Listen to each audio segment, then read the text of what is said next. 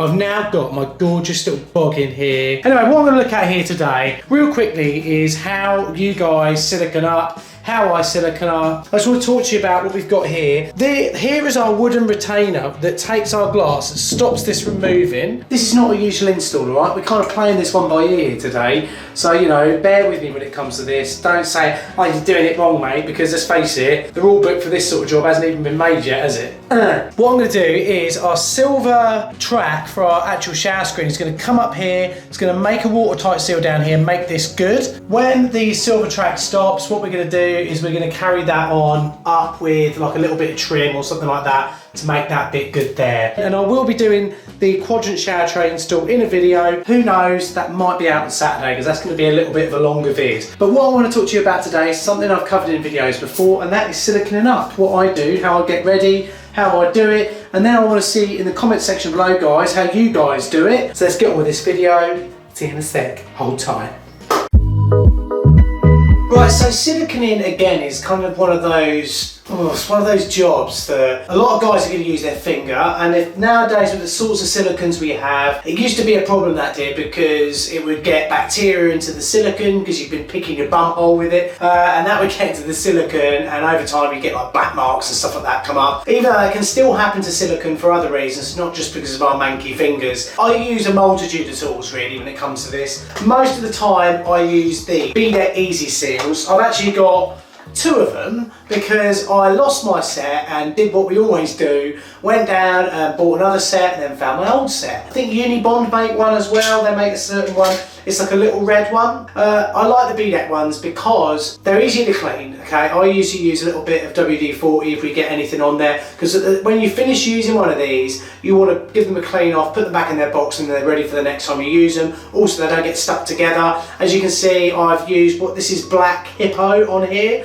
When I was doing like a little bit of work on the shed, I put some black Hippo on there and that got stuck on there, so it was stupid of me to forget that. And also you can see it's been a bit gnarled, that one there. So you have like a right angle former, you've got kind of your curved former bits as well, which sometimes are quite handy if you're going around I suppose like raised basins, things like that. But then really this is self-explanatory, that you've got a 10mm, an 8mm and a 6mm corner cut.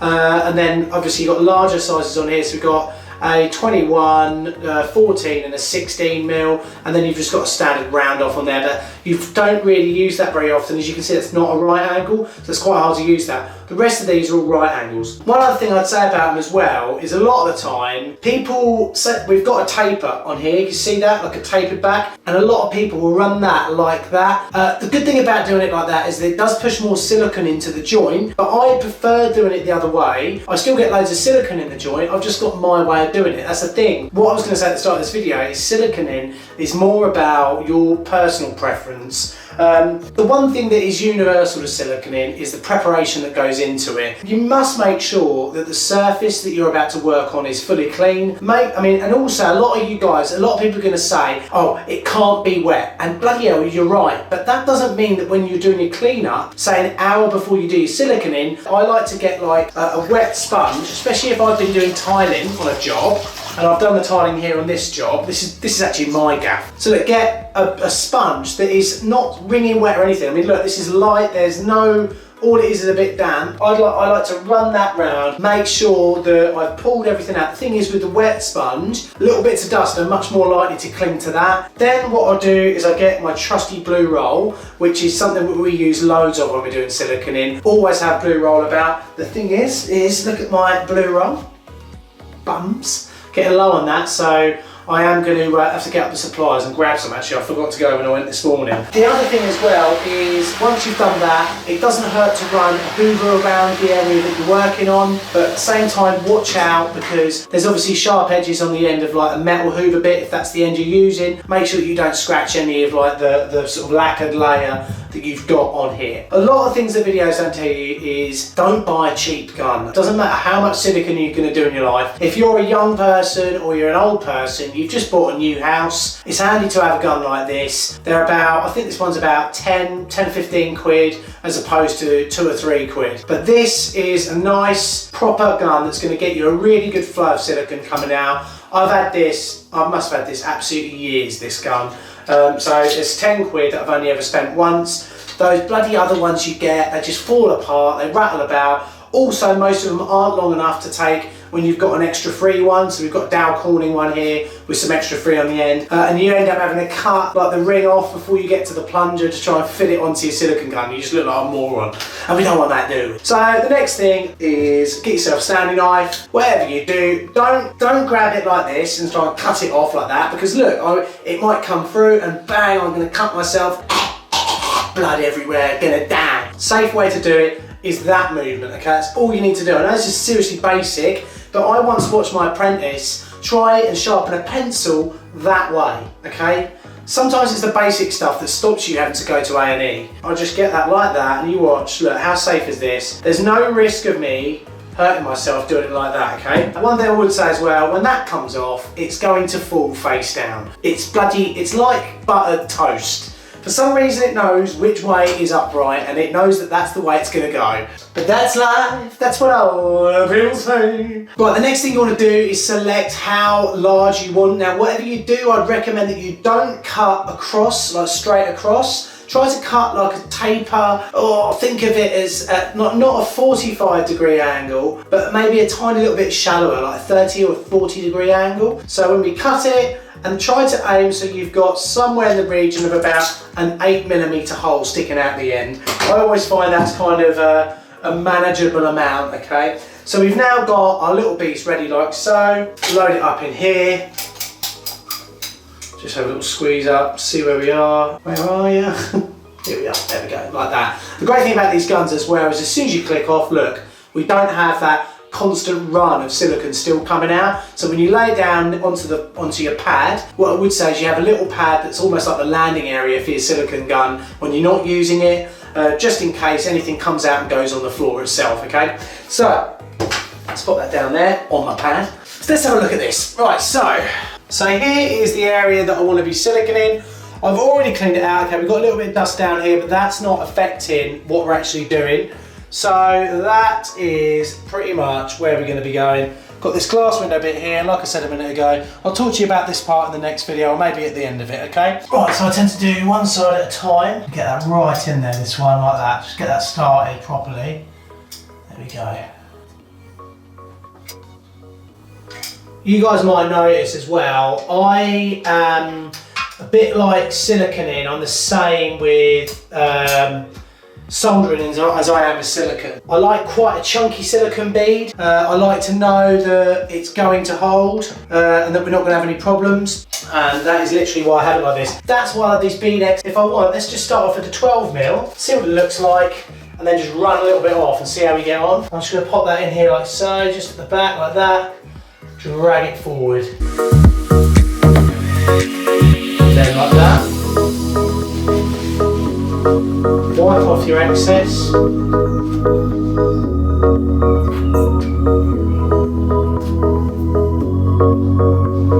that. Wipe off your excess. And then if you want, I'll just lay this down here. It's up to you how you do this, everyone. Everybody's different. This is not the Bible. This is the thing I don't like really about the trade community, I'll be totally honest with you. There's a lot of people who want to say what they want and don't really care who they offend. Everyone's got their own way of doing everything, and the sooner everyone realises that, the sooner everyone will actually learn a bit more from each other. It'd be nice if everyone actually thought, actually I'm going to learn, rather than criticise. Don't want to get grumpy, but you know, it's just how it is, it's the internet. So look, there, I've now taken that down to what I'd call like a 12mm score. I personally would like to see that a little bit smaller. So what I'm going to do is just wrap up that bit of blue roll there. Look, I've only used that much actual blue roll at the moment, so that's quite nice. In a minute, I'll spray that with Richard D. WD-40 James. For all you fans of dance music out there. Yeah, that's a shit joke. Right, so let's just get this round. Let's get this round now. Right, and now we are taking a lot less off. We've got a lot more control now how this is going to look. Like that.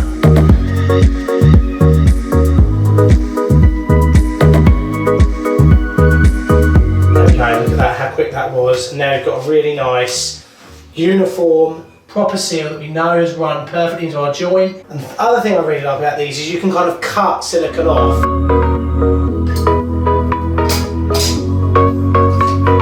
Should have started at the other end, shouldn't I, silly Billy?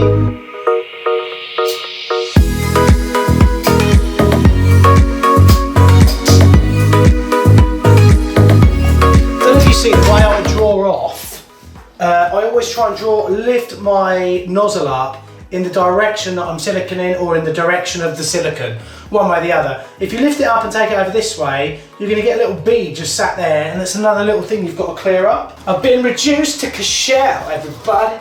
Oh, now fold 1, fold 2, and then I'm ready. I've got my little foldy area ready to take off. So let's start off with our 12mm like we did a minute ago. So right in the corner there, and then just draw that up here.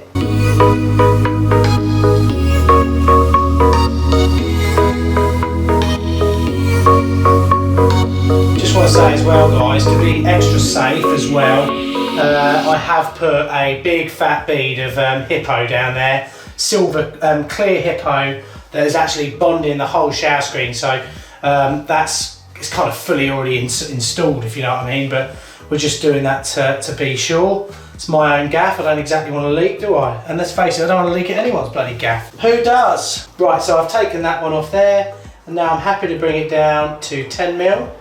So just grab this in here. This should be a nice easy run now. Ooh, yeah.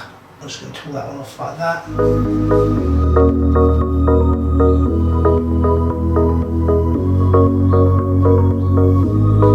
And then I just fold this over. There's no silicone sticking out anywhere like that. It's quite safer to put down. It's another thing, silicone, just managing the silicone you've taken off is a bit of an art in itself. If you find that you've got a little bit higher up, you know, like we've got a little beam bit here, select a larger bit so you know it's not going to touch the part you've already done, and just run that across there, like that. You basically clear the fitting. It's a tiny little bit of silicone on there, but it's still what you want to take off. You'll be able to see that, or your customer will be able to see it. You don't want them to be able to see that. Let me just do a joint actually on the radius around the outside of the shower tray itself. So just keep everything around here, just make doubly sure you've got no hairs or anything like that.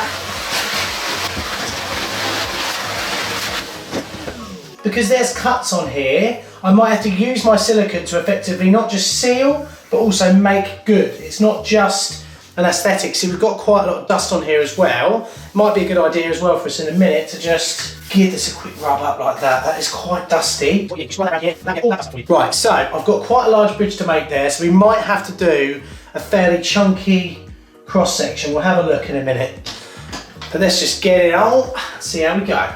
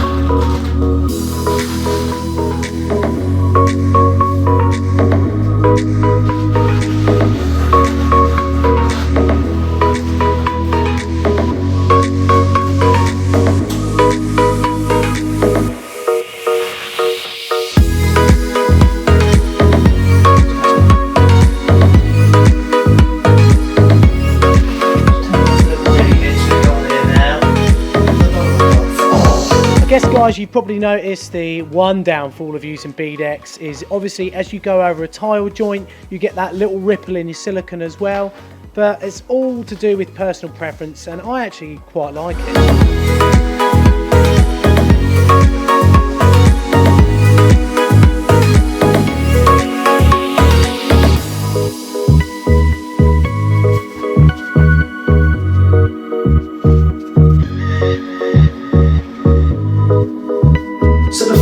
And is never covered in films about silicone is the fact that, look, we've not used all that much of this kind of silicone here. What I suggest you do is you clean the tip off nicely. Most blokes you're going to see shove something like a screw at the end of this. That works for a little while, but not forever. If you're not going to be using it for a little while, I suggest you get some tape it up properly. Some cling film is a really good idea. If you've got some cling film, wrap that over the top and then we sellotape it up. But really, there is going to be a time limit. Once you cut one of these, they are eventually going to cure off. But you can slow down that reaction quite considerably if you cover the nib up and then just hang it up. A month or two later, you'll probably find it's still okay. 6 months later, you're probably pushing your luck a bit. So, there we go. Everyone's got their own way of doing this. I know a lot of plumbers watch Plumber Parts. I know a lot of DIYs do, architects, home enthusiasts and apprentices. I highly recommend you spend 15 quid and get one of these. I would give you my spare set, but I'm going to lose them one day. I know I am. I'll lose them on a job sooner or later. So definitely go out there, get some bead profiles. If I found them, I'll leave a link to them below, and you can go over there and find them and get some. So hopefully that'll help you out.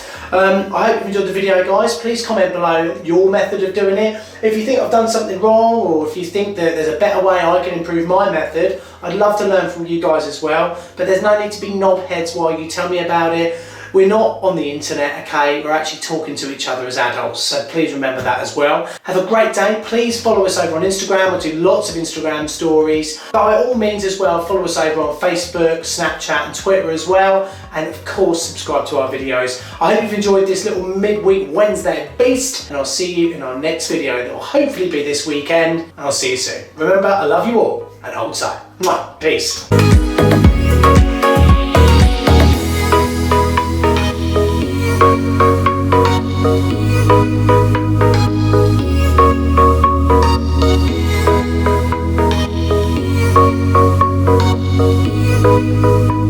Thank you.